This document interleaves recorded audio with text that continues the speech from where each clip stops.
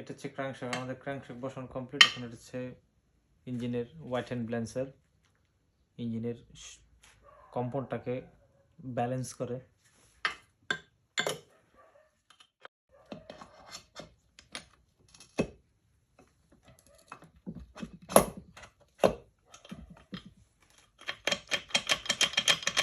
বসে গেছে না কোনো কষ্ট ছাড়াই।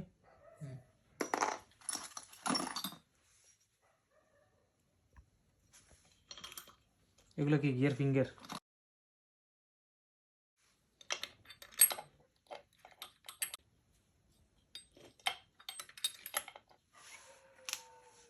এভাবে বসানোর পর তারপর বসবে গিয়ার চেঞ্জার।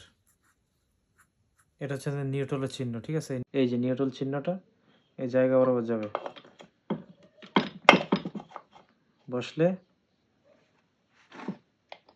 এই একদম সহজ। ইঞ্জিনের কাজ বুঝলে একদম সহজ, না বুঝলে যত কঠিন, ঠিক আছে? আগে মন দিয়ে কাজ করতে হবে, আগে কাজ শিখতে হবে, তারপর কাজ করতে হবে, ঠিক আছে? শিখতে শিখতে মানুষ একদিন কাজ করে ফেলে।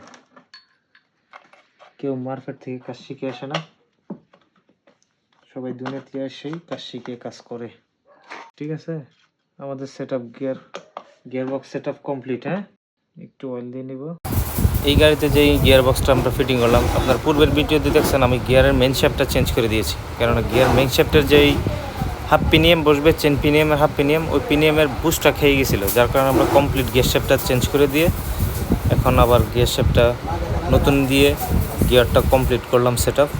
এখন আমরা হাত দিয়ে দেখব আসলে সবগুলো গিয়ার ঠিকঠাকভাবে পড়ছে কিনা, সবগুলো গিয়ার ঠিকঠাকভাবে পড়ছে কিনা। টেকনিশিয়ান ভাইরা যে কোনো ইঞ্জিন বানবেন, ইঞ্জিন বান্ধার আগে গিয়ার বক্স কমপ্লিট বসায়া মেইন চেম্বারে লাগানোর আগে আপনি কমপ্লিট করে দিবেন হাতে গিয়ারগুলো সম্পূর্ণ পড়তেছে কিনা এবং সম্পূর্ণ সুন্দরভাবে নিউট্রাল হতেছে কিনা।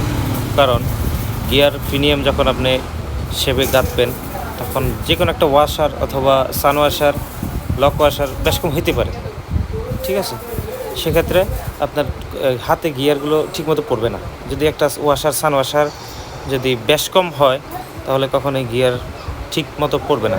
আপনি গিয়ার বক্স কমপ্লিট বসায় যদি হাতে ঠিকমতো গিয়ারগুলো চাইলা গিয়ার সবগুলো ফেলে এবং নিউট্রাল করে করতে পারেন হাতে, তাহলে আপনি মেন চেম্বার লাগাবেন, ইনশাআল্লাহ আপনার গিয়ার 100তে 100 হবে।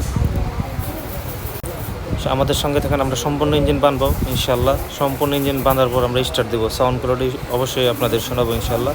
সে পর্যন্ত সঙ্গেই থাকুন।